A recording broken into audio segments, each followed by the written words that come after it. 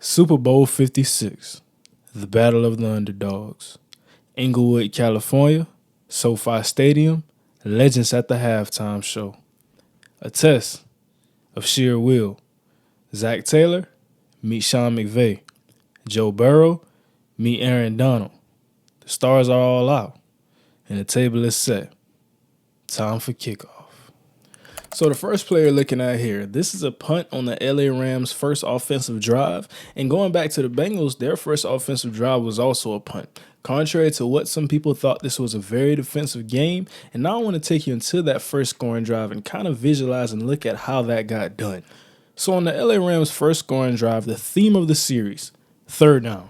And the fact that the Bengals knew this the entire game and still couldn't stop a lot of Cooper Kupp's ideas, it was kind of crazy. But look at this play. We got 3-by-2. The Bengals look like they're in a cover one look because they have guys in line over the receivers. But what we're going to do is get that numbers advantage. And that's motioning Cooper Kupp to the trip side. So now we have a quads formation, but we still have 3 defensive backs. And what I think happened here is we see some of these guys post-snap are still going to be in their man assignments, but the corner is put in a bind because now nobody's guarding Cooper Kupp underneath, as we can see. And what does he do with this slant route in front of him? So it's a great play design by Sean McVay. The corner, he chooses to stick with the slant a little bit, kind of indecisive. We hit it underneath. And they did not want to tackle Cooper Kupp. I don't know what it was. They couldn't tackle this guy all night. And like I said, if you want to know why in 2023 the Rams have any chance of still competing, it's because of Sean McVay and his offensive genius. Right here, what did we just see on the prior play? What do we see right now?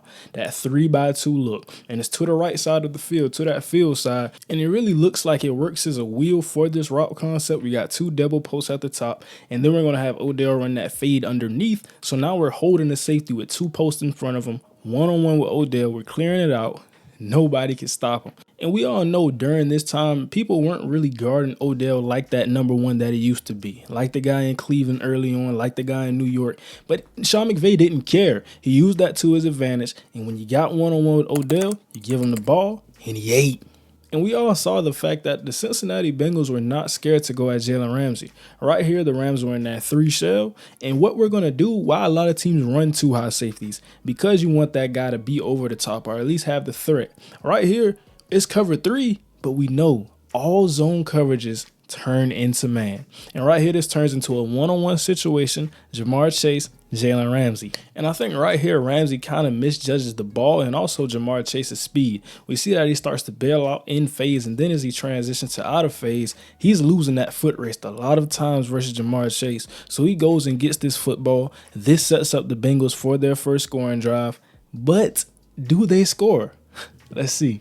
So like I said, they weren't scared of Jalen Ramsey at all in this game. They're going at him again in the red zone, and we got T. Higgins matched up on him this time. So he's going to run a slant route to the end zone. We know T. Higgins, being a bigger body guy, going to use his body to his advantage, try to shield him off, get the ball. It's a perfectly delivered throw by Joe Burrow before the safety can make a play on it. But Jalen Ramsey stepping in, saying, I got burnt before, but I'm not letting you get 7 on my turf, at least not for right now. So this has our score sitting at 7-3. They go for the field goal. And I'm not going to lie, up to this point, it was looking kind of scary for the Cincinnati Bengals. Right here, we got a big-time connection to Odell Beckham Jr. And on this play, we're going to see another big-time play to Darrell Henderson. I just think that Matthew Stafford was clicking on all cylinders. Now, through this playoff run, he threw some picks, but really, he showed why he was the number 1 pick and why on a good team, he could win football games. So right here, we got the touchdown play. Let's really look at this. So right here for the Bengals, we have what looks to be a 4 shell, and then we got 3 defenders underneath. But interesting things happen on this play. Right here by the Rams, we got 11 personnel, extremely tight splits. And what we're going to do is motion. Misdirection was the name of this game for Sean McVay, but he's going to motion across number 2. And then he has Cooper Kupp. Now he becomes the one to the right side, and all he's going to do is run a corner route. But what leads me to believe this could be a quarters look by Cincinnati once Jesse Bates bites down on the play action. Look his reaction. Look how hard he's hustling to get back over the top of Cooper Kupp. And right here I see the corner. He's also hustling, trying to get underneath Cooper Kupp's route. But for Cooper Kupp, they're kind of slow in their instincts. He knows I got to haul tail and get to the back pylon. That's my landmark. He gets there before they can react and get underneath or over the top of the route. Matthew Stafford with a great ball. It's 14-3. Or maybe. And you say, why do I say maybe? All they do is kick the field goal, go back on defense. Right here, it's a miscommunication in the field goal unit. They do something, somebody somewhere hasn't communicated effectively, and this is a botched field goal.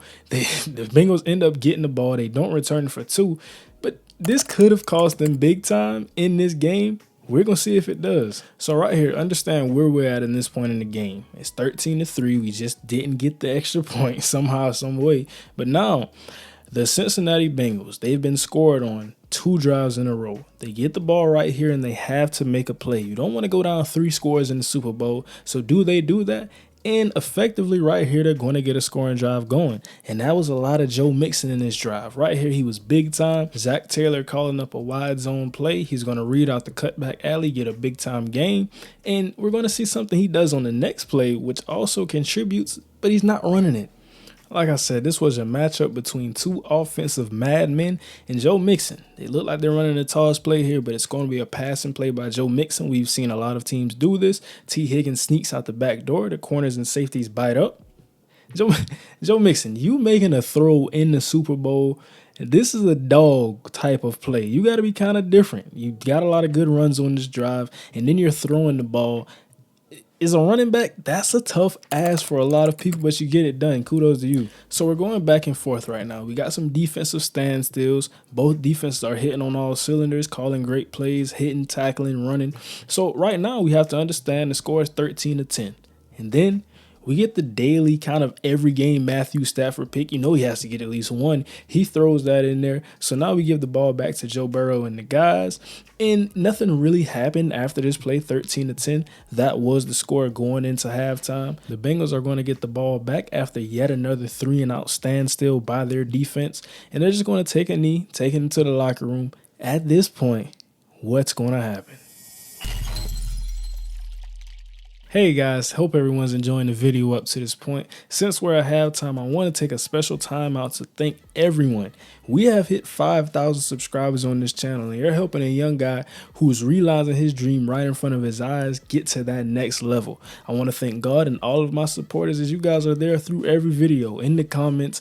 Hopefully, the new viewers here, you can subscribe if you like this video and see more content as we do a lot of things similar to this on this channel. It's a great ride, and it's only getting started. Let's get in the third quarter.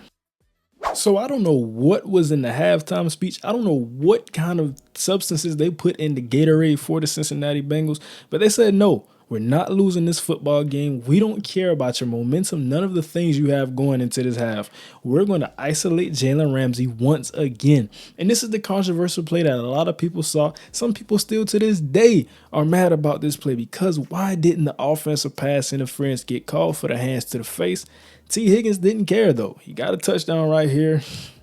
Jalen Ramsey, they coming at you. Are you going to make a play or are you going to step up big time and bring this Super Bowl home? Let's dive into the next drive. Unfortunately, though, the next drive was not any better at all for the offense. Like I said, I don't know what they put in the substances of the Gatorade, but the defense came out heavy hitting too. Right here, we're going to have Matthew Stafford lead this ball in front of his receiver just a tad bit, and now that leads into a misconnection, and in turn, the Cincinnati Bengals get the ball right back in the red zone after they just scored on the first play of the second half. We're up 17-13 at this point. The Rams, they've lost all momentum. They're kind of reeling on their heels. What's going to be the answer? What happens in this situation? Let's see it. Mama, there goes that man. Aaron Donald talked after the first loss in his first Super Bowl that he felt he let the team down. He didn't let anybody down in this game. Third down, you're down 13-17. You can either go down 11 points or you can toughen up with sheer will and make this play. He's getting that sack. Now they're going for a field goal. We're down 1 score. Matthew Stafford, we just need you to come up clutch, make some more plays for us, and we can get this thing home for you. And Matthew Stafford said, okay, I got you. Right here going against a cover 6 look, this is naturally the open hole in the zone, and it's a pretty short throw initially, but like I said, they did not want to tackle, so he gets a big gain, and now they're rolling again. Are they going to score the football? Short answer is no. Sean McVay, you were very creative in this Super Bowl, but don't ever call this play again. Please, please, for the sake of my eyes, for the sake of the guys who are Rams fans watching this video, don't throw the ball to Matthew Stafford. He's not that guy. He's not built for that. And this is a 3rd down play, so obviously you're going to have to kick the field goal. But on the bright side, instead of 13-24, it's now 16-20. Things are looking up for this team. You gain some of your momentum back. And also, this now becomes another defensive standstill. The Cincinnati Bengals defense, they're running, tackling, getting after it, playing hard in coverage. The Los Angeles Rams defense, they're running, tackling, getting after it, basically obliterating this offensive line, which we know wasn't the best in this playoff run. Got sacked 9 times against the Tennessee Titans. But now when things get back popping, when we have some more action, what happens? Now, you got a lot of things going against you in this situation if you're the Cincinnati Bengals. First off, you're going against the Offensive Player of the Year. Second off, you're going against the 4th quarter comeback king in Matthew Stafford. Right here, the Cincinnati Bengals come out in a cover 3 look. Matthew Stafford fires a dime into the seam to his receiver in Cooper Kupp. Now we're cooking with grease. And if you're a Bengals fan, viewer discretion is advised for the rest of this video. Things are about to get very crazy. So for the Cincinnati Bengals defense, they bend it, but they didn't break, not initially.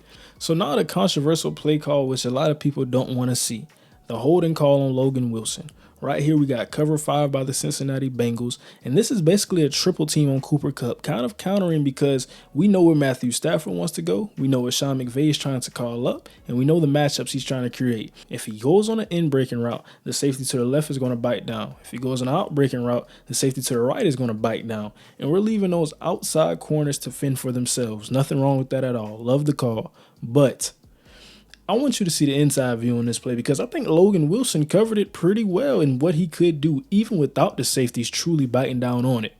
One of my favorite linebackers in the game, but do you see that holding call? Tell the truth now. Comment down below. Holding, yes or no? It was the turning point in the game. This is a 3rd down play, not to mention. So you don't get this. Now it's 19-20, but you do get it. The refs were kind of in your favor. LA Rams, you have to thank some of these guys. I'm going to keep it real at all times. This was not a holding call in my eyes. So now for the Cincinnati Bengals, we bend it, but we didn't break initially. Now our backs are against the wall. There's only but so much times you can stop that beautiful Stafford and Cooper Kupp connection. He also gets some more calls on this drive, which is kind of crazy. They fell in love with Cooper Kupp in the 4th quarter clutch time, but he's going to eventually get the touchdown now. The Cincinnati Bengals, they get the ball back. What are they going to do? One last time. It's 23-20. Who's going to make the plays? Will it be the offense? Will it be the defense? And the first play that we see here on this drive, trying to win the game, they get a big-time connection to their guy. That's Jamar Chase getting the 1st down and some extra yardage right here. And then they continue to drive the ball down the field. It's looking pretty good for this team. We can either go into overtime or we can win. So right here again, we're just behind the 50. We're giving our guy a shot, isolated against Jalen Ramsey once again. Jamar Chase, we don't connect on this ball, but it's still all right. Good thing for us, it's now 3rd and short. All we have to do is get an inch, just close to a yard, and we're in 1st down. We live to see another day. We're closer to field goal range. Everything is good till it ain't. Aaron Donald stepping up, being a bad man. We talking about making plays in the run game. We talking about doing things that are special. He's going to do that right here, stopping this run. And then the last play, we all know it. We all saw it. His signature patented move, that cross chop, getting the sack on Joe Burrow, game ball. This was a very heartbreaking moment for Cincinnati Bengals fans, but fortunately for them, I think their Super Bowl window is still open. They still got Joey B. They still got their 2 receivers for right now. So a lot of things to look up, even after losing this game just by a hair, just by a tad. We look at our rest with that call with Logan Wilson. We don't like that. We don't like it at all. But with this being said, I think the Los Angeles Rams, their stars, they showed up and they showed out. That was Aaron Donald. That was Cooper Kupp. That was Matthew Stafford. Odell before he got hurt. This was a very exciting game, and we relived it just now. Hope it was a nostalgic feel for all of the viewers. Like I said, subscribe if you like the content. Let me know what you think. What was the turning point in this game? Was it the refs? Was it Aaron Donald? Was it Matthew Stafford? I love this game, and I had to give it to you guys. Thank you.